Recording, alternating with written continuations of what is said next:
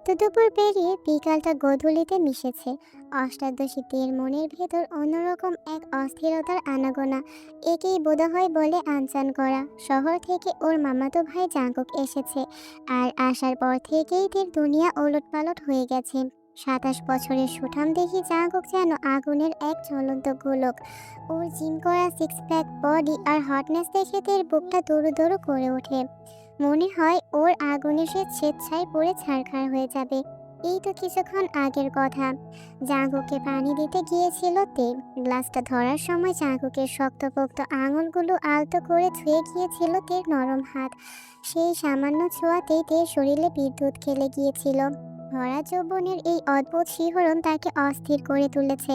নিজের রুমে এসে বিছানায় এপাশ ওপাশ করছে তে।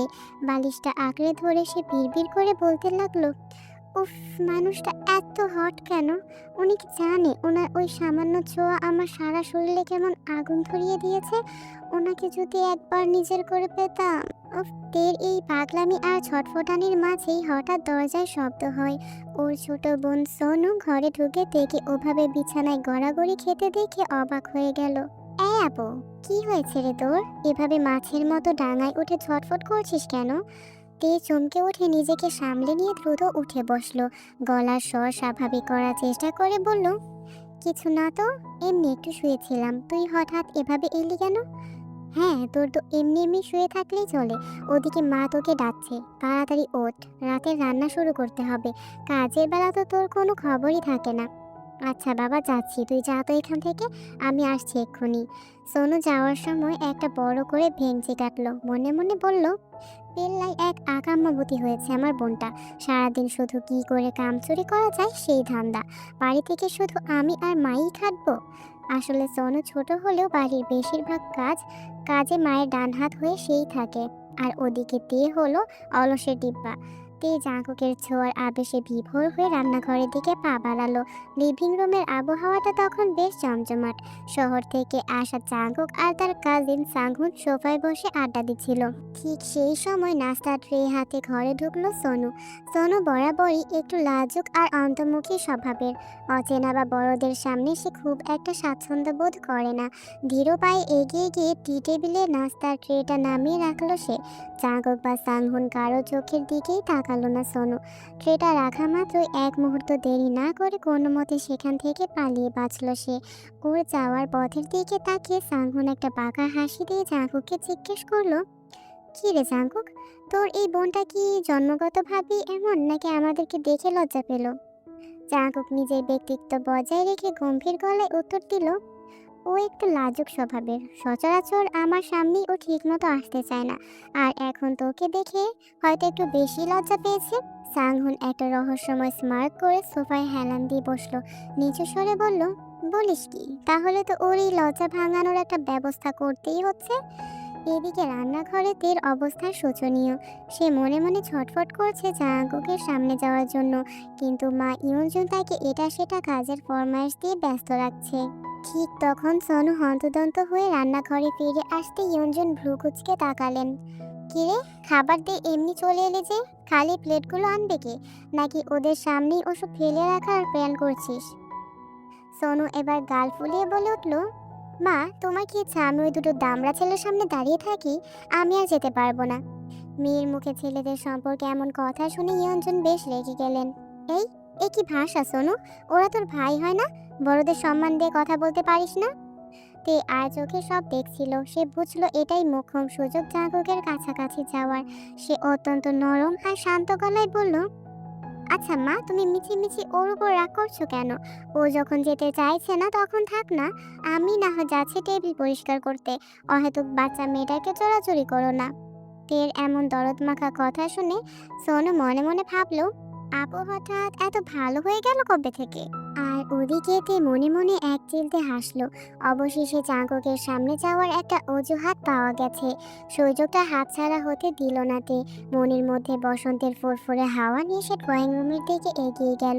ভাগ্য যেন আজ তার সহায়। ঠিক সেই মুহূর্তেই সাংহুনের ফোনে একটা জরুরি কল আসায় সে বারান্দার দিকে পা বাড়ালো। ড্রয়িং রুমে এখন জাঙ্কুক একদম একা। তে নিজের ওড়নাটা একটু ঠিকঠাক করে নিয়ে বেশ পরিপাটি হয়ে জাঙ্কুকের সামনে গিয়ে দাঁড়ালো। টেবিলের ওপর থেকে এঁটো প্লেট আর চায়ের কাপগুলো গোছানোর একটা নিখুঁত বাহানা তৈরি করলো সে। কাজ করার ছলে আর চোখে বারবার তাকাচ্ছে জাঙ্কুকের দিকে, কিন্তু জাঙ্কুক পাষাণ। সে নিজের ফোন নিয়ে গভীরভাবে মগ্ন। তের উপস্থিতিও তাকে টলাতে পারছে না। তে মনে মনে ভাবছে, ইস, মানুষটা একবার অন্তত তাকাক আমার দিকে। হঠাৎ করেই জাঙ্কুক নড়ে চড়ে বসলো, ফোন থেকে চোখ সরিয়ে তের দিকে তাকালো। তে, যেহব কখন ফিরবে জানিস কিছু? সরাসরি জাঙ্কুকের চোখের দিকে তাকিয়ে তের অবস্থা তখন নাজেহাল। বুকটা হাবরের মতো ধকধক করছে। জাঙ্কুকের চোখের ওই তীব্র চাহনিতে সে চোখের পলক ফেলতেও ভুলে গেছে। কোনো মতে নিজেকে সামলে নিয়ে কাঁপা কাঁপা গলায় উত্তর দিল, আটটার দিকে আসার কথা। কেন ভাইয়া, কোনো দরকার ছিল? জাঙ্কুক তার চিরচেনা সেই গম্ভীর আর ঠান্ডা গলায় বলল, হুম, জেহপের সাথে জরুরি কিছু কথা ছিল। কথা শেষ করেই বের হয়ে যাব। বেশি রাত করা যাবে না, শহরে ফেরার তাড়া আছে। চলে যাব শব্দটা কানে আসতেই তের রঙিন মনটা এক নিমেষেই ফ্যাকাশে হয়ে গেল। তার বলতে ইচ্ছে করছিল, ভাইয়া প্লিজ আর একটু থাকুন না, কিন্তু তার মনের কথা ঠোঁট পর্যন্ত আসার আগেই সাক্ষণ কথা বলতে বলতে রুমে ঢুকে পড়ল। কি রে জাঙ্কুক, বের হতে হবে না? লেট হয়ে যাচ্ছে তো। সাংহুনের উপস্থিতিতে তীর আর কিছু বলার সুযোগ থাকলো না। এক বুক হাহাকার আর মন খারাপ নিয়ে শূন্য ট্রে হাতে সে ধীর পায়ে সেখান থেকে বিদায় নিল। জাঙ্কুক কি আদৌ বুঝতে পারলো তের মনের এই অস্থিরতা? যেই হোক আসার পর জাঙ্কুক তার সাথে প্রয়োজনীয় কথাগুলো সেরে নিয়ে শহর অভিমুখে রওনা দিল। জাঙ্কুক চলে গেলেও তের মনের আকাশে রেখে যায় একরাশ অস্থিরতার মেঘ। দিন কাটে রাত কাটে, তের প্রতিটা নিঃশ্বাসে জাঙ্কুকের সেই সুঠাম দেহ আর গম্ভীর কণ্ঠস্বরের আবেশ লেগে থাকে। জাঙ্কুক এখন তের জীবনের এক মধুর নেশা। কয়েকদিন পর বাড়িতে এক আনন্দের সংবাদ এলো। জাঙ্কুকের ছোট বোন জিমিন মা হয়েছে, আর সেই উপলক্ষে তের পুরো পরিবারকে জাঙ্কুকদের বাড়িতে দাওয়াত দেওয়া হয়েছে। খবরটা শোনা মাত্র তের মনে হলো সে যেন চাঁদ হাতে পেয়েছে। খুশিতে ডগমগ হয়ে সে দ্রুত নিজের ব্যাগ গোছাতে শুরু করলো। পরের দিন বিকেলে তারা পৌঁছে গেল জাঙ্কুকের বাড়িতে। জাঙ্কুকের মা জিন বড় আদরে সবাইকে বরণ করে নিলেন। আয় আয়, তোরা আসবি শুনে কি যে ভালো লাগছিল। বাড়িটা তো একদম খালি হয়ে গিয়েছিল। তে এদিক ওদিক চোখ বুলিয়ে জাঙ্কুককে খুঁজলো। এর মধ্যেই জিন হাসি মুখে বলল, জাঙ্কুক আর ওর বাবা এখন হাসপাতালে। জিমিনকে আজ রাতেই রিলিজ দেবে। ওরা ওকে নিয়েই ফিরবে। কয়েকদিন জিমিন আমার এখানেই থাকবে। তের মনটা আবার সেই আনচান করতে শুরু করলো। কখন রাত হবে, কখন সেই মানুষটা চোখের সামনে আসবে। এদিকে সোনু যেন একটু হাঁফ ছেড়ে বাঁচলো। মনে মনে বলল, উফ, বাঁচা গেল। অন্তত ওই বজ্জাতটা এখানে নেই। লোকটার চোখের নজর একদম ভালো না, কেমন শকুনের মতো তাকিয়ে থাকে। সন্ধ্যাটা জিনের সাথে গল্প করেই কেটে গেল দুই বোনের। তে খুব কৌশলে জিনের কাছ থেকে জাঙ্কুক সম্পর্কে নানা তথ্য জেনে নিতে লাগলো। আচ্ছা মামিমা, জাঙ্কুক ভাইয়া কি আগের মতোই খুব গম্ভীর, নাকি এখন একটু আধটু কথা বলে? ওরে সে আর বলিস না, কাজের চাপে তো ছেলেটার কথা বলার সময়ই নেই। তবে জানিস, ও কিন্তু বেশ ভোজন রসিক। ঝাল ঝাল মাংসের কারি আর মিষ্টি জাতীয় জিনিস পেলে ও আর কিছু চায় না। আর অবসরে বই পড়া ছাড়া ও কিছু বোঝে না। তে মনে মনে সব নোট করে নিল। জাঙ্কুকের প্রিয় খাবার, প্রিয় অভ্যাস সবই এখন তার নখদর্পণে। রান্নাঘরে জিনের সাথে কাজ করতে করতে সে দরজার দিকে কান পেতে রইল। কখন জাঙ্কুকের গাড়ির হর্ন শোনা যাবে। জাঙ্কুকের সান্নিধ্য পাওয়ার জন্য তের তপ্ত যৌবন তখন একদম অস্থির হয়ে আছে। রাত ৯টার কাঁটা ছুঁই ছুঁই। বাড়ির সামনে গাড়ির হর্নের শব্দ হলো। জাঙ্কুকরা ফিরেছে। তে ড্রয়িং রুম থেকে আর চোখে তাকালো। দীর্ঘক্ষণ হাসপাতালে কাটিয়ে জাঙ্কুককে এখন বেশ অগোছালো লাগছে। আর সেই অবিন্যস্ত রূপটাই যেন তের চোখে আগুনের মতো ধরা দিল। জাঙ্কুকের কপালের উপর অবাধ্য কিছু চুল লেপ্টে আছে। গায়ের সাদা শার্টের হাতাগুলো কোণে পর্যন্ত গোটানো, যার ফলে তার হাতের শক্তপোক্ত শিরাগুলো স্পষ্ট বোঝা যাচ্ছে। পুরুষালী এক অন্য আবেদন যেন তার সারা শরীর থেকে ছুঁয়ে পড়ছে। তে দূর থেকেই জাঙ্কুকের অস্তিত্ব অনুভব করতে পারছে। তার শরীর আর মন এক অবাধ্য তৃষ্ণায় জাঙ্কুককে পেতে চাইছে। জাঙ্কুক অবশ্য কারো দিকে তেমন না তাকিয়ে সোজা ওপরের তলায় নিজের রুমে চলে গেল। এদিকে বাড়ির পরিবেশ তখন জিমিন আর তার ছোট্ট বাবুকে নিয়ে সরগরম। জিমিনের স্বামী সোগাও সাথে এসেছে। জিন আর ইয়ঞ্জুন নতুন অতিথিকে নিয়ে এতটাই ব্যস্ত যে কারো দিকে তাকানোর সময় নেই। জিন বাড়ির কাজের লোককে দেখে বললেন, ওরে, জাঙ্কু খুব ক্লান্ত। যা তো চট করে ওর রুমে এক কাপ কফি দিয়ে আয়। সুযোগটা পায়ে হেঁটে তের কাছে এলো। সে দ্রুত গিয়ে কফিটা নিজের হাতে নিল। বুক ডিপ ডিপ করা অবস্থাতেই সে দোতলার দিকে পা বাড়ালো। জাঙ্কুকের রুমের দরজার সামনে গিয়ে একটু সময় নিল নিজেকে সামলাতে। তারপর কাপা হাতে বেল বাজালো। ভেতর থেকে জাঙ্কুকের গম্ভীর কণ্ঠ ভেসে এলো, ভেতরে এসো। দরজা ঠেলে ভেতরে ঢুকেই তের পায়ের তলা থেকে মাটি সরে গেল। এই দৃশ্যের জন্য সে মোটেও প্রস্তুত ছিল না। জাঙ্কুক তার গায়ের শার্টটা খুলে ফেলেছে, পরনে কেবল প্যান্ট। তার সুঠাম পিঠ আর পেশিবহুল বুকের উন্মুক্ত অভাব দেখে তের হার্টবিট মুহূর্তেই শতগুণ বেড়ে গেল। সারা শরীর থরথর করে কাঁপতে শুরু করলো তার। লজ্জায় আর কামনার এক অদ্ভুত সংমিশ্রণে সে খিচে চোখ বন্ধ করে ফেলল। জাঙ্কুক শান্ত পায়ে তের সামনে এসে দাঁড়ালো। তের নিঃশ্বাসের শব্দ তখন স্পষ্ট শোনা যাচ্ছে। জাঙ্কুক নির্বিকার ভঙ্গিতে তের হাত থেকে কফির কাপটা তুলে নিল। তার আঙুলের সামান্য স্পর্শে তের শরীরে যেন আগুনের হালকা বয়ে গেল। মাকে বলে দিস আমি রাতে খাবো না, আমাকে যেন আর না ডাকে, আমি একটু একা থাকতে চাই। কথাটা বলেই জাঙ্কুক আবার নিজের ড্রেসিং টেবিলের দিকে ঘুরে গেল। তে আর এক মুহূর্ত সেখানে দাঁড়িয়ে থাকার সাহস পেল না। টালমাটাল পায়ে কোনো মতে রুম থেকে বেরিয়ে নিজের জন্য বরাদ্দ রুমে ছুটে গেল। দরজা বন্ধ করে দিয়ে দেয়ালে পিঠ ঠেকিয়ে দাঁড়িয়ে হাঁপাতে লাগলো সে। নিজের তপ্ত শরীর আর অবাধ্য মনটাকে এখন কিভাবে শান্ত করবে সে বুঝে উঠতে পারছে না। এইদিকে রান্নাঘরে সোনু বেশ মনোযোগ দিয়ে সুগার জন্য কফি বানাচ্ছিল। বাড়ির সবাই জিমিন আর নতুন অতিথিকে নিয়ে এতই মশগুল যে মেহমানের আপ্যায়নের গুরুদায়িত্বটা শেষমেশ সোনুর ঘাড়েই এসে পড়েছে। নির্দিষ্ট মনে কাজ করছিল সে। ঠিক তখনই নিঃশব্দে রান্নাঘরে প্রবেশ করলো সাংহুন। সোনু কিছু বুঝে ওঠার আগেই সাংহুন একদম সোনুর গায়ের সাথে ঘেঁষে এসে দাঁড়ালো। তপ্ত নিঃশ্বাস সোনুর ঘাড়ের ওপর ফেলে নিচু স্বরে বলল, কি ব্যাপার সোনু, একা একা কফি বানিয়ে খাচ্ছ দেখছি। এদিকে আমি যে এত কষ্ট করে গাড়ি চালিয়ে এলাম, আমাকে কি এক কাপ কফি করে খাওয়ানো তোমার উচিত না? হঠাৎ সাংহুনের এমন আতর্কিত আগমনে সোনু ভয়ে সিটিয়ে গেল। সে নিজেকে বাঁচিয়ে এক পা দূরে সরে যেতে চাইলো, কিন্তু সাংহুন তাকে সেই সুযোগ দিল না। চোখের পলকে সাংহুন তার বলিষ্ঠ হাত দিয়ে সোনুর পাতলা কোমরটা জড়িয়ে ধরে নিজের শক্তপোক্ত শরীরের সাথে মিশিয়ে নিল। এই প্রথম কোনো পরপুরুষের এত ঘনিষ্ঠ ছোঁয়া পেয়ে সোনুর কিশোরী শরীরটা প্রবলভাবে কেঁপে উঠল। ভয়ে কুকড়ে গিয়ে সে চোখ মুখ খিচে বন্ধ করে ফেলল। সাংহুন সোনুর কানের কাছে মুখ নিয়ে ফিসফিস করে বলল, আমি কাছে এলে ওভাবে দূরে যাওয়ার চেষ্টা করবে না একদম। আমার জিদ বাড়িয়ে দিয়ে আমাকে তোমার লজ্জা ভাঙতে বাধ্য করো না সোনু। কথাটা শেষ করেই সে সোনুর কানের লতিতে আলতো করে একটা কামড় দিল। সোনু শিউরে উঠল। সারা শরীরে এক অস্বস্তিকর শিহরণ খেলে গেল তার। কাজ হাসিল করে সাংহুন একটা বাঁকা হাসি দিয়ে বীরদর্পণে সেখান থেকে চলে গেল। সাংহুন চলে যেতে সোনু যেন দম ফিরে পেল। রাগে ঘৃণায় তার গা রিরি করে উঠল। গাল ফুলিয়ে সে মনে মনে সাংহুনের 14 গোষ্ঠী উদ্ধার করতে লাগলো। মনে মনে বলল, দাঁড়াও বজ্জাত লোক, সুযোগ পেলে তোমার মজা আমি দেখাচ্ছি, লুচ্চা কোথাকার। উল্লেখ্য যে সাংহুন হচ্ছে জাঙ্কুকের ছোট চাচার ছেলে। ছোটবেলায় বাবা মারা যাওয়ার পর ওর মা দ্বিতীয় বিয়ে করে চলে যান। তখন থেকেই জাঙ্কুকের বাবা নামজুন আর মা জিন সাংহুনকে নিজেদের ছোট ছেলের মতোই আগলে রেখেছেন। কিন্তু কে জানতো জাঙ্কুকের ঠিক উল্টো স্বভাবের এই সাংহুনের নজর পড়বে ছোট্ট সোনুর উপর।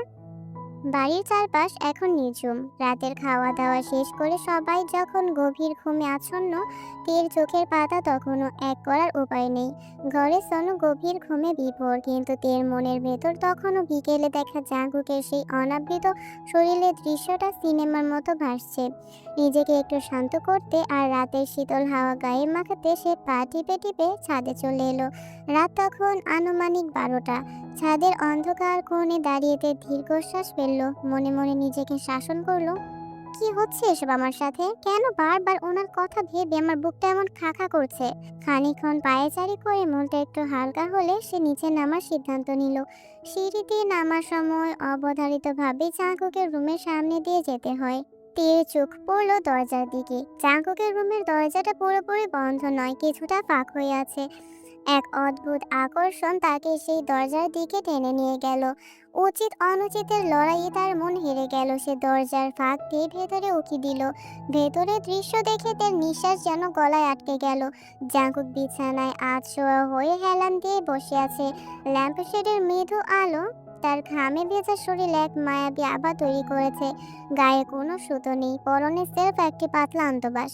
কিন্তু তের দৃষ্টি যেখানে গিয়ে থমকে গেল সেটা দেখার জন্য সে একদমই প্রস্তুত ছিল না। জাঙ্কুকের অন্তবাসের ভেতরে তার পুরুষত্ব তখন প্রবলভাবে জেগে উঠেছে।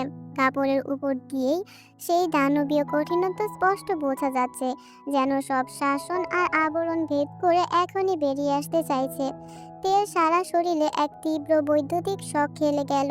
তার কিশোরী শরীরটা হঠাৎ করেই আগুনের মতো গরম হতে শুরু করলো। ঠোঁট শুকিয়ে এলো, তার তলপেটে এক অজানা অস্থির শিহরণ খেলে গেল। সে বুঝতে পারলো এটা শুধু মোহ নয়, এক আদিম কামনার জালে সে আটকা পড়ে যাচ্ছে। তে নিজের বুকের উপর হাত রাখলো, হৃৎপিণ্ডটা যেন পাঁজরের হাড় ভেঙে এখনই বাইরে চলে আসবে। ভেতরে সেই আদিম দৃশ্য সহ্য করার ক্ষমতাতে ছিল না। শরীরটা যেন আগুনের পিণ্ড হয়ে উঠেছে। সে দ্রুত দরজা থেকে সরে এসে পাশের দেয়ালে পিঠ ঠেকিয়ে দাঁড়িয়ে পড়ল। বুকের ভেতরটা কামারের হাঁপড়ের মতো ওঠানামা করছে। জোরে জোরে নিঃশ্বাস নিয়ে নিজেকে শান্ত করার চেষ্টা করছে সে। ঠিক তখনই ঘরের ভেতর থেকে কিছু একটা শব্দ হলো। তে পালানোর কথা ভাবার আগেই একটা শক্তিশালী হাত বিদ্যুৎ গতিতে দরজার ফাঁক দিয়ে বেরিয়ে এলো এবং তের কবজি ধরে হ্যাচকা টানে তাকে ঘরের ভেতর নিয়ে গেল। মুহূর্তের মধ্যেই তে নিজেকে আবিষ্কার করলো জাঙ্কুকের বলিষ্ঠ বুকের নিচে, দেয়ালের সাথে লেপ্টে থাকা অবস্থায়। জাঙ্কুক তখনও প্রায় নগ্ন। তার পুরুষালী শরীরের উত্তাপ তের রন্ধ্রে রন্ধ্রে ছড়িয়ে পড়েছে। জাঙ্কুক তের একদম কাছে মুখে নিয়ে এসে দাঁতের দাঁত চেপে হিসিয়ে বলল, এখানে কি করছিস তুই? হ্যাঁ, মাঝরাতে আমার দরজায় কি চাস? জাঙ্কুকের এই রুদ্রমূর্তি আর তার শরীরের ঘ্রাণে তের বাকশক্তি হারিয়ে গেছে। জাঙ্কুকের এতটা সান্নিধ্যে সে যেন নিজের অস্তিত্ব ভুলে গেছে। সোজা হয়ে দাঁড়িয়ে থাকার শক্তিটুকুও তার শরীরে অবশিষ্ট নেই। সে শুধু ডাগর ডাগর মায়াবী চোখ জোড়া মেলে জাঙ্কুকের দিকে তাকিয়ে রইল আর ঘন ঘন নিঃশ্বাস ছাড়তে লাগলো। তে এমনিতেই অপার্থিব সুন্দরী। দুধে আলতা গায়ের রঙে ল্যাম্পশেডের আলো পড়ে যেন মুক্ত ঝরছে। তার নরম তুলতুলে শরীর আর চিকন গোলাপি ঠোঁট দুটি এই মুহূর্তে এক অবাধ্য আমন্ত্রণ জানাচ্ছে। আর সবচেয়ে বড় কথাতে শরীর থেকে আসা স্নিগ্ধ মেয়েলি সুগন্ধটা জাঙ্কুকের মস্তিষ্কে নেশা ধরিয়ে দিল। জাঙ্কুক তার হাতের বাঁধন কিছুটা ঢিলে করলো, কিন্তু তেকে ছাড়লো না। তার দৃষ্টি চলে গেল তের ধবধবে সাদা গলার দিকে। নিজের উপর নিয়ন্ত্রণ হারিয়ে জাঙ্কুক মুখ ডুবিয়ে দিল তের গলায়। আহ, ভাইয়া। তপ্ত ঠোঁটে সে ছোঁয়াতে সারা শরীর প্রবলভাবে কেঁপে উঠল। তার মনে হলো হৃৎপিণ্ডটা বুঝি এক মুহূর্তের জন্য থেমে গেছে। এই তীব্র অনুভূতি সে এর আগে কখনো অনুভব করেনি। আবেশে আর অজানা নেশাইতে ধীরে ধীরে চোখ বন্ধ করে নিল। তার অবশ হয়ে আসা হাতের আঙুলগুলো অজান্তেই ঢুকে গেল জাঙ্কুকের ঘন চুলের ভাঁজে। জাঙ্কুক তখন দিকব্যাদিক অজ্ঞান শূন্য। সে কোনো কথা না বলে পাগলের মতো তের গলায় গভীর সব চুমু এঁকে দিতে ব্যস্ত। তের প্রতিটি নিঃশ্বাস আর শরীরের মোচড় জাঙ্কুকের ভেতরের পশুটাকে যেন আরো বেশি জাগিয়ে তুলছে। মাঝরাতের এই নিস্তব্ধ রুমে কেবল তাদের ভারী নিঃশ্বাসের শব্দ প্রতিধ্বনি হতে লাগলো। মাঝরাতের সেই আদিম নিস্তব্ধতা ভেঙে জাঙ্কুক হঠাৎই নিজেকে সরিয়ে নিল। তার ভারী নিঃশ্বাসগুলো তখনও তের গলার ওপর আছড়ে পড়ছিল, কিন্তু সে যেন এক ঝটকায় বাস্তবে ফিরে এলো। বিছানার দিকে এগিয়ে যেতে যেতে জাঙ্কুক অত্যন্ত নির্বিকার আর নিস্পৃহ গলায় বলল, অনেক হয়েছে, এবার তাড়াতাড়ি নিজের রুমে যা, মাঝরাতে কেউ দেখে ফেললে ভালো হবে না। জাগকের এই কথায় তেজ মাথায় যেন আকাশ ভেঙে পড়ল। শরীরের রন্ধ্রে রন্ধ্রে কামনার যে আগুন সে জ্বালিয়ে দিয়েছে সেটা ওভাবে অতৃপ্ত রেখে চলে যাওয়ার আদেশ সে মানতে পারল না। তার সারা শরীর তখন এক অবাধ্য তৃষ্ণায় কাঁপছে। জাগককে এখন তার লাগবেই। তে ঘর থেকে বেরিয়ে গেল না, বরং উল্টো ঘুরে সশব্দে দরজাটা ভেতর থেকে লক করে দিল। তার ভেতরে থাকা সমস্ত লজ্জা আর দ্বিধা যেন আজ জাঙ্কুকের হটনেসের কাছে পরাজিত। সে দ্রুত পায়ে জাঙ্কুকের কাছে এগিয়ে গেল এবং কোনো কথা না বলে পাগলের মতো জাঙ্কুকের ঠোঁটে নিজের ঠোঁট ডুবিয়ে দিল। জাঙ্কুক প্রথমে একটু অবাক হলেও কোনো বাধা দিল না, বরং তের এই সাহসী পদক্ষেপ তার ভেতরের সুপ্ত আকাঙ্ক্ষাকে কয়েক গুণ বাড়িয়ে দিল। সে এক হ্যাঁচকা টানে তেকে নিজের নিজের কোলে তুলে নিল এবং বিছানায় বসে পড়ল। তের চুম্বনগুলো ছিল অত্যন্ত কোমল আর আনাড়ি, যা জাঙ্কুকের মতো অভিজ্ঞ পুরুষের জন্য যথেষ্ট ছিল না। সে এবার তের উপর আধিপত্য বিস্তার করলো। জাঙ্কুক অত্যন্ত রাফলি তেকে পাল্টা চুমু খেতে শুরু করলো, যেন সে তের ঠোঁট জোড়া ক্রাশ করে নিতে চায়। কয়েক মুহূর্তের সেই উত্তপ্ত আদান প্রদান শেষে জাঙ্কুক আর ধৈর্য ধরল না। সে অত্যন্ত নিপুণ হাতে তের গায়ের পোশাকগুলো একে একে আলগা করে সরিয়ে ফেলল। সম্পূর্ণ নগ্ন অবস্থায় জাঙ্কুকের সামনে এসে তের ভেতরটা এবার একটু কুঁকড়ে গেল। যতই হোক, সে কুমারী এক তরুণী, এই প্রথম নিজের নারীত্বকে সে কোনো পুরুষের চোখের সামনে এভাবে উন্মুক্ত করে দিয়েছে। লজ্জায় তার দুধে আলতা গায়ের রং এবার টকটকে লাল হয়ে উঠল। জাঙ্কুক অবশ্য সেদিকে ভ্রুক্ষেপ করল না। তার তৃষ্ণার্ত চোখগুলো তের শরীরের প্রতিটি কাজে বিচরণ করতে লাগলো। সে তের তপ্ত শরীরের প্রতিটা ইঞ্চি অনুভব করতে শুরু করলো। জাঙ্কুকের শক্ত হাতের স্পর্শ আর উষ্টের ছোঁয়ায় তের শরীর ধনুকের মতো বেঁকে যেতে লাগলো। সে বিছানায় শুয়ে ছটফট করতে করতে কেবল অস্ফুট স্বরে বিড়বিড় করতে লাগলো, ভাইয়া, আর পারছি না ভাইয়া, প্লিজ আমাকে নিজের করে নিন ভাইয়া। জাঙ্কুকের দু চোখে তখন ঘন ঘোর অমানিসার মতো নেশা। তের অনাবৃত শরীরের প্রতিটি ভাঁজে সেই নেশালো দৃষ্টি বুলিয়ে সে এক মুহূর্ত থামল। জাঙ্কুক জানে সে যে আগ্নেয়গিরি নিজের ভেতরে পুষে রেখেছে তা সহ্য করা তের মতো কোমল কিশোরীর পক্ষে কতটা কঠিন। সে অত্যন্ত নিচু আর গম্ভীর স্বরে জিজ্ঞেস করলো, আরে শিওর তে, আমার এই উন্মাদনা তুই নিতে পারবি তো? পরে কিন্তু ফিরে যাওয়ার কোনো রাস্তা থাকবে না। তে তখন কামনার সাগরে হাবুডুবু খাচ্ছে। জাঙ্কুকের সান্নিধ্য পাওয়ার তৃষ্ণা তাকে এতটাই গ্রাস করেছে যে হিতাহিত জ্ঞান হারিয়ে সে পাগলের মতো মাথা নাড়াতে লাগলো। পারবো ভাইয়া, আমি আমি সব পারবো, প্লিজ দেরি করবেন না। উম, আমি আর সহ্য করতে পারছি না, আমাকে আপনার করে নিন ভাইয়া, প্লিজ। ঠিক সেই মুহূর্তে জাগক তার অন্তঃবাস সরিয়ে নিজের সেই সুপ্ত গোপন সৌন্দর্য তের চোখের সামনে উন্মোচন করলো। তের চোখ এবার কপালে ওঠার জোগাড়। ল্যাম্পশেডের আলোয় সেই দানবীয় কঠিনত্ব দেখে তার বুকের ভেতরটা এক মুহূর্তের জন্য কেঁপে উঠল। সে নিজের মনে মনে নিজেকেই প্রশ্ন করে বসলো, এটা কি সত্যি আমার শরীরের ভেতর নেওয়া সম্ভব? কিন্তু তের ভাবনার অবকাশ না দিয়ে জাগক এগিয়ে এলো। বাড়িতে অনেক মানুষ, জাগো কোনোভাবেই ধরা পড়তে চায় না। সে অত্যন্ত সতর্কতার সাথে নিজের প্যান্টের লেদার বেল্টটা দিয়ে তের দু হাত শক্ত করে বিছানার সাথে বেঁধে দিল। তারপর তের মেঝেতে পড়ে থাকা ওড়নাটা তুলে নিয়ে ওর মুখের ভেতর গুজে দিয়ে শক্ত করে বেঁধে দিল। তে কিছুটা ভয় পেয়ে বাধা দেওয়ার চেষ্টা করলেও জাগকের পেশিবহুল শরীরের শক্তির কাছে সে নিছক এক পুতুল মাত্র। এবার সেই মাহেন্দ্র খুন জাগককে দুপায়ের মাঝখানে জায়গা করে নিল। সে অত্যন্ত ধীর গতিতে কিন্তু দৃঢ়ভাবে নিজেকে তের ভেতরে প্রবেশ করাতে শুরু করলো। প্রথমবারে সেই অসহ্য তীব্র ব্যথায় তের শরীরটা ধনুকের মতো এঁকে বেঁকে গেল। তার দু চোখ বেয়ে নোনা জল গড়িয়ে পড়ল বিছানায়। সে আত্মচিৎকার করে উঠতে চাইলো, কিন্তু মুখ বাঁধা থাকায় কেবল অস্ফুট গোঙানি ছাড়া আর কোনো শব্দ বের হলো না। জাগক অবশ্য থামলো না। একবার পুরোটা প্রবেশ করানোর পর সে তার শান্তিক গতি বাড়াতে শুরু করলো। প্রথম দিকে তের জন্য এই কষ্ট অসহ্য মনে হলেও জাগকের বলিষ্ঠ বুকের ওঠানামা আর তৃপ্তি ভরা সেই পৌরশালী শীতকার শুনে তের মনে হলো এই মানুষটার সুখের কাছে তার এই শারীরিক কষ্ট অতি সামান্য। বাড়ির একদিকের ঘরে যখন জাগকারিতে নিষিদ্ধ এক উন্মাদনার মতো, ঠিক সেই সময় অন্য এক ঘরে শুরু হলো অন্যরকম এক নাটক। সাংহুন পার্টি পিটিতে সনু রুমে ঢুকলো। ঘরের মৃদু আলোয় সে দেখলো সনু একদম বাচ্চাদের মতো অগোছালো হয়ে অঘরে ঘুমোচ্ছে। 16 বছরের এই কিশোরীর ঘুমন্ত মুখটা যেন কোনো নিষ্পাপ পরীর মতো। ঘুমালে সনুর কোনো হুঁশ থাকে না। গায়ের কাপড়গুলো অবিন্যস্ত হয়ে পড়েছে। পরনের কামিজটা বুকের কাছে দলা পাকিয়ে আছে, যার ফলে তার ফর্সা আর নরম পেটটা উন্মুক্ত হয়ে পড়েছে।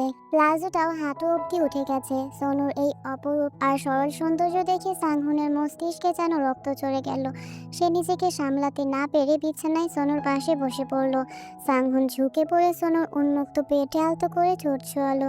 ঘুমের ঘরেই সনু একটু অস্বস্তি বোধ করে ছটফট করে উঠল, কিন্তু সাংহুন থামল না। সে নিজের এক হাত সনুর জামার ভেতরে ঢুকিয়ে দিতেই সনু চমকে চোখ মেলল। চোখের সামনে সাংহুনকে ওভাবে দেখে আর নিজের গায়ের উপর তার হাত দেখে সনু ভয়ে কুঁকড়ে গেল। এসব এসব কি করছেন? যান এখান থেকে। মা, ও মা! সে সাংহুনকে ধাক্কা দিয়ে সরানোর চেষ্টা করলো, কিন্তু সাংহুনের পেশিবহুল শক্তির কাছে সনু তখন নিরুপায়। ভয়ে তার দু চোখ বেয়ে নোনা জল গড়িয়ে পড়ল। সাংহুন ক্ষিপ্রতার সাথে সনুর দুই হাত বিছানার সাথে চেপে ধরলো এবং কোনো কথা বলার সুযোগ না দিয়ে তার ঠোঁট জোড়া নিজের ঠোঁটের দখল করে নিল। বেশ কিছুক্ষণ বুনোভাবে কিস করার পর সাংহুন নিজেকে একটু সরিয়ে আনলো। সনুর চোখের দিকে তাকিয়ে কিছুটা কোমল স্বরে সে বলল, আমি তোমাকে ভালোবাসি সোনু। প্লিজ আমার হয়ে যাও। তোমাকে না পাওয়া পর্যন্ত আমার এই অস্থিরতা কমবে না। আমি এসব বুঝছি না। আমি মায়ের কাছে যাব। আমাকে ছেড়ে দিন আপনি। সোনুর এই বাচ্চা সুলভ আচরণে সাংহনের মেজাজটা একটু বিগড়ে গেল। সে দাঁতের দাঁত চেপে বলল, তুমি কি একদমই কচি খুকি সোনু? ভালোবাসা কি সেটা তুমি বোঝো না? আমি তোমার শরীর ছিঁড়ে খেতে আসিনি। আমি তোমাকে আমার জীবন সঙ্গী হিসেবে চাইছি, বুঝতে পারছো? সোনু এবার কান্না থামিয়ে বড় বড় চোখে সাংহুনের দিকে তাকালো। সাংহুন যে তাকে এভাবে ভালোবাসার কথা বলবে সেটা সে স্বপ্নেও ভাবেনি। সাংহুনের চোখে এক অন্যরকম আকুতি ছিল। কিছুক্ষণ পর সাংহুন আবারও ফিসফিস করে জিজ্ঞেস করলো, তোমার এই নীরবতাকে কি আমি হ্যাঁ ধরে নেব সোনু? সনক কোনো মুখে উত্তর দিল না ঠিকই, কিন্তু সে ধীরু হাতে সাংহুনের টি শার্টটা শক্ত করে খামচে ধরল। তার এই সামান্য ইঙ্গিতই সাংহুনের জন্য যথেষ্ট ছিল। সাংহুন বুঝে গেল অবুঝ মনটা সায় দিয়েছে। আর হবে নাই বা কেন? সাংহুনের মতো স্মার্ট আর বলিষ্ঠ পুরুষের আবেদন এড়ানো সহজ নয়। সনুর বয়স কম, তাই সাংহুন এবার আর জোরাজুরি করলো না। সে অত্যন্ত নমনীয় আর সোহাগীভাবে সনুর কপালে আর ঠোঁটে গভীর চুমু দিতে শুরু করলো। পরম আবেশে সোনু চোখ বন্ধ করে নিজের প্রথম প্রেমের ছোঁয়া অনুভব করতে লাগলো। বেশ কিছুক্ষণ গভীর চুম্বনে মতো থাকার পর সাংহুন নিজেকে সরিয়ে নিল। সোনুর গালের নোনা জল মুছে দিয়ে তার কপালে আলতো করে চুমু খেলো সে। তারপর সোনুর হাত ধরে ফিসফিস করে বলল, এই চার দেয়ালের মাঝে নয় সোনু, চলো আজ আমাদের প্রেমের প্রথম রাতটা খোলা আকাশের নিচে কাটাই। সোনু কোনো বাধা দিল না। সে নিজেই অবাক হয়ে ভাবছে, যেই মানুষটাকে সে এতদিন লুচ্চা আর বজ্জাত ভেবে ঘৃণা করেছিল, সেই মানুষটা এখন তার প্রেমিক পুরুষ হয়ে উঠেছে। তারা দুজন পা টিপে টিপে ছাদে চলে গেল। মাথার উপর উজ্জ্বল চাঁদ আর হাজার হাজার তারা যেন তাদের এই নতুন সম্পর্কের সাক্ষী হয়ে রইল। সাংহুনের বলিষ্ঠ বাহু ধরে আবদ্ধ হয়ে সোনু প্রথমবার অনুভব করলো সুরক্ষিত থাকার অনুভূতিটা কতটা মধুর। অন্যদিকে ভোরের আলো ফোটার ঠিক আগে চাঙ্কুক অবশেষে শান্ত হলো। সে বুঝতে পারল তে একেবারেই ক্লান্ত হয়ে পড়েছে। সে সাবধানে তের হাতের বেল্ট আর মুখের বাঁধন খুলে দিল। বাঁধন মুক্ত হয়ে প্রথম কয়েক সেকেন্ড শুধু প্রাণ ভরে নিঃশ্বাস নিল। প্রথম দিকে শরীর ছিঁড়ে যাওয়া ব্যথা থাকলেও শেষ দিকে সে চাঙ্কুকের বন্য আদরে অন্যরকম এক তৃপ্তি খুঁজে পেয়েছে। তবে ব্যথায় তার শরীর তখন এতটাই অবশ যে নড়ার শক্তিটুকুও নেই। চাকুক টেকে নিজের বুকের সাথে জড়িয়ে ধরে শুয়ে পড়ল। তের ঘাম ভেজা কপালে আলতো করে চুমু খেয়ে অত্যন্ত গম্ভীর স্বরে বলল, ভালোবাসি। তে এক মুহূর্তের জন্য স্তব্ধ হয়ে গেল। তার কান যেন বিশ্বাসই করতে পারছে না। সে বিস্ময় নিয়ে জিজ্ঞেস করলো, মানে আপনি আমাকে? জাঙ্কুক তার চিরচেনা সেই রাশভারী ধমকের সুরে বলে উঠল, যা বলার একবারই বলেছি, দ্বিতীয়বার শোনার চেষ্টা করিস না, এবার চুপচাপ থাক। তের মন তখন খুশিতে আত্মহারা। সে শক্ত করে চাকুকের গলা জড়িয়ে ধরলো। চাকুকের শক্ত বুকের সাথে মুখোশ উৎফুল্ল হয়ে বলল, আমি আপনাকে অনেক অনেক ভালোবাসি ভাইয়া। জাকুক মুখে কিছু না বললেও তার ঠোঁটে এক চিলতে বিজয়ের হাসি ফুটে উঠল। সে আবার তের ঠোঁটে আলতো করে কিস করলো। তারপর তেকে কোলে তোলে দিয়ে নিঃশব্দে ওর নিজের রুমে পৌঁছে দিল। তে রুমে ঢুকে দেখলো সোনু বিছানায় নেই। সে যেন হাতে আকাশ পেল। দ্রুত বাথরুমে ঢুকে গোসল সেরে নিজেকে ফ্রেশ করে নিল সে। ওদিকে ভোরের আলো ফোটা ঠিক আগে সোনু ছাদ থেকে ফিরে এলো। দুই বোন একে অপরের চোখের দিকে তাকালেও কেউ কাউকে কিছু বলল না, কিন্তু দুজনের হাসাহাসিতেই ছিল এক গোপন তৃপ্তির ছোঁয়া। পরদিন থেকে টেকুক আর সুনসুন জুটির দুষ্টু মিষ্টি এক লুকোচুরি প্রেমের গল্প শুরু হলো। বড়দের চোখের আড়ালে শুরু হওয়া সেই নিষিদ্ধ আকাঙ্ক্ষা এখন এক গভীর ভালোবাসার রূপ নিল।